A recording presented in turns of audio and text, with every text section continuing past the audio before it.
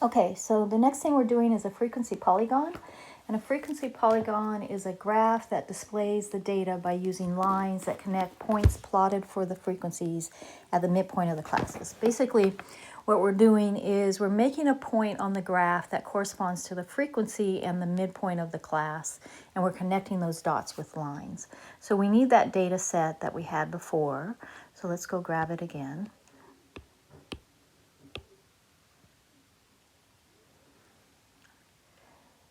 All right, so we're going to grab it and bring it down here. Keep going. All right, and from this data set, we're going to create a frequency polygon. So a frequency polygon has along the x-axis are the midpoints of the classes.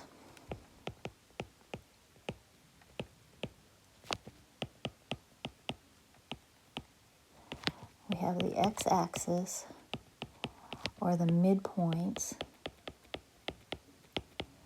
of the classes. And the y-axis is the frequency of the classes.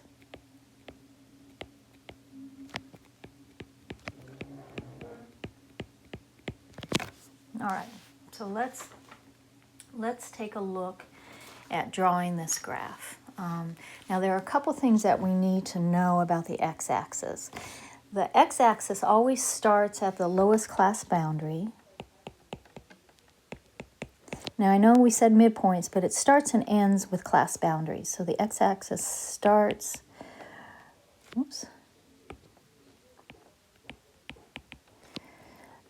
on the lowest class boundary on the x-axis. And it ends on the highest class boundary, also on the x-axis.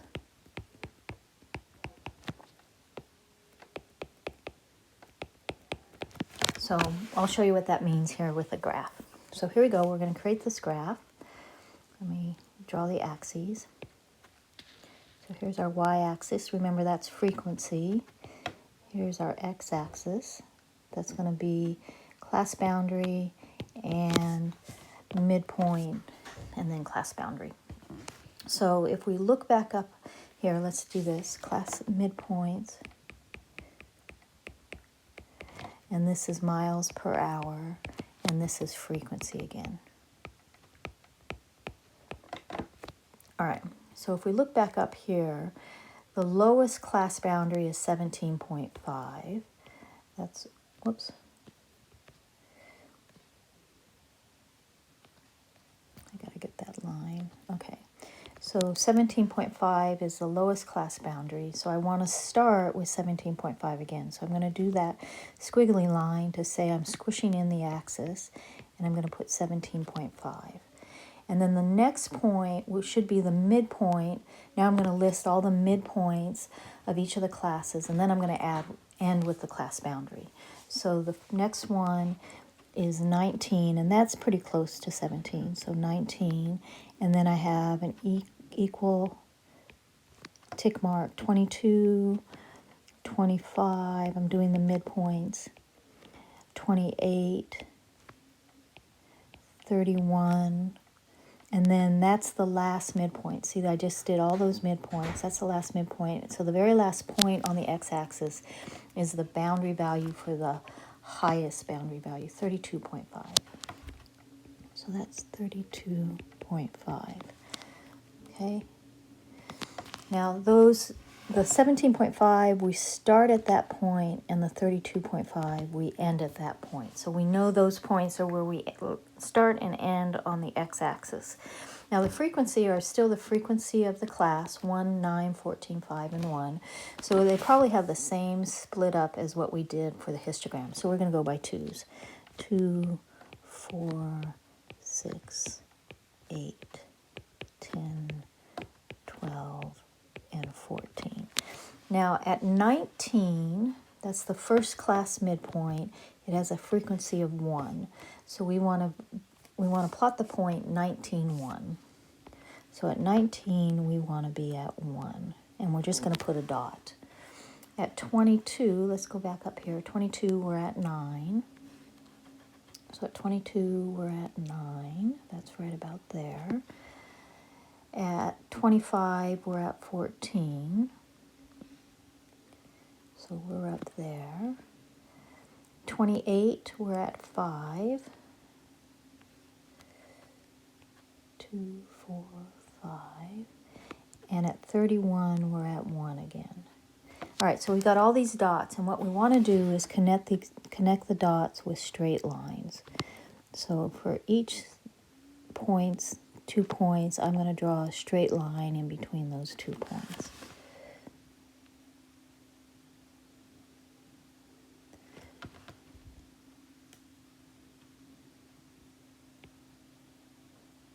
And that is our frequency polygon.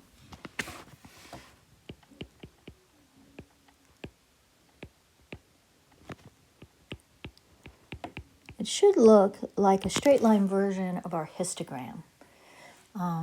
So our frequency polygon, again, we start and end on the x-axis, and those start and end points are the only boundary values we use.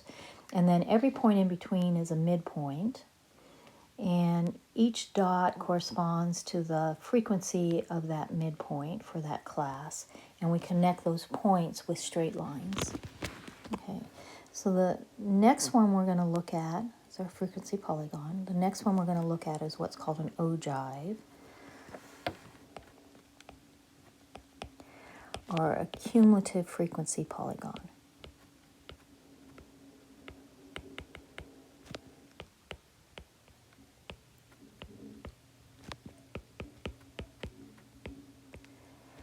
So ogive is defined as is the graph that represents the cumulative frequency for the classes in a frequency distribution. Is the graph that represents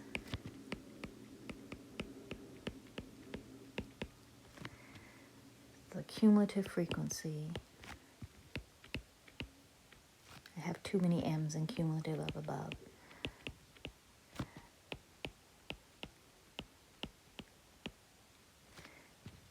For the classes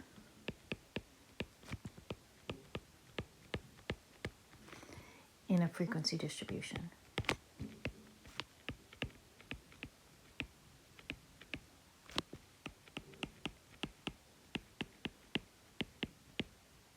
Okay, so in this case, when we talk about the x and y axis in an ogive, the x-axis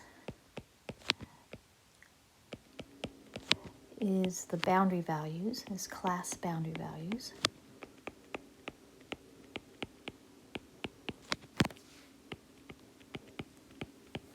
And the y-axis is the cumulative frequency.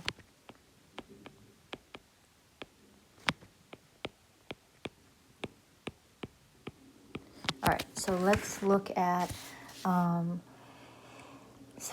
let's look at the ogive, but there's one more thing. When we start this graph, it always starts at the lowest boundary value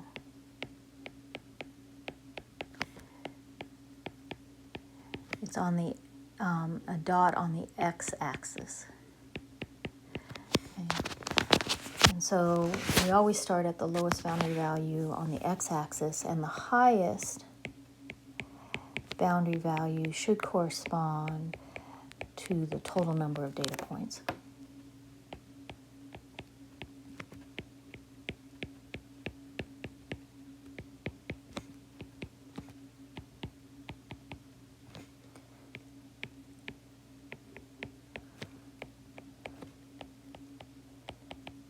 Okay, so we got these rules. The ogive has x-axis as the class boundary values. The y-axis is the cumulative frequency values. The lowest boundary value starts on the x-axis, and the highest boundary value will correspond to the total number of data points. All right, so let's grab the data again and draw this graph. So I'm going to grab this data like we've been doing so we can see it. Here it is, and we're going to draw a graph. So we need a y-axis, and we need an x-axis.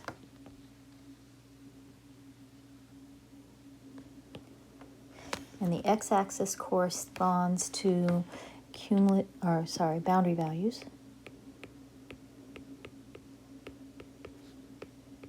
And those are also, again, measured in miles per hour for this problem.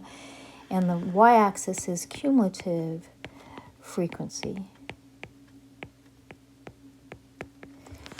All right, so let's set up the x-axis for a second. And so remember, it's our boundary values, and our first boundary value starts at 17.5. So we want that little squiggly mark to indicate that it actually got squished down. So the first one is 17.5, and then we keep going up with our boundary values. So 20.5. These are our lower boundary values, and we end with our last upper boundary value. 23.5, 26.5, 29.5, and then 32.5.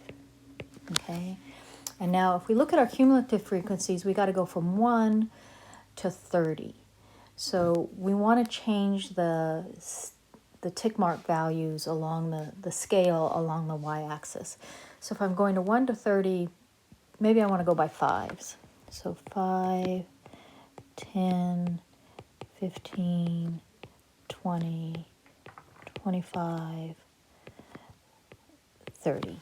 Okay, so that gives us all of our values that we need for our cumulative frequency. Now the first value always starts on the x-axis at the lowest boundary. So it's just that dot sitting on the x-axis. At 20.5, we have 1. So 1, pretty darn close.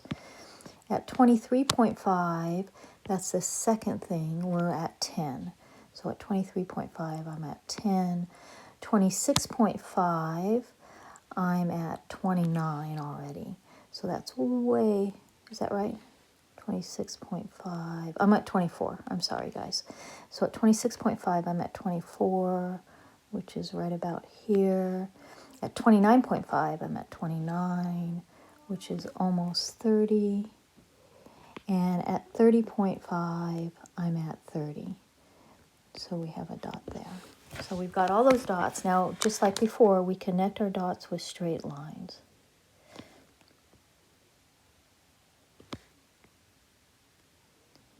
And you'll always get this kind of climbing graph with an ogive that levels off at the end. So this is our ogive. All right, so we've done histogram, frequency polygon, and ogive. So the last thing we have to do is what's called a relative frequency graph for each one of these things. So we'll do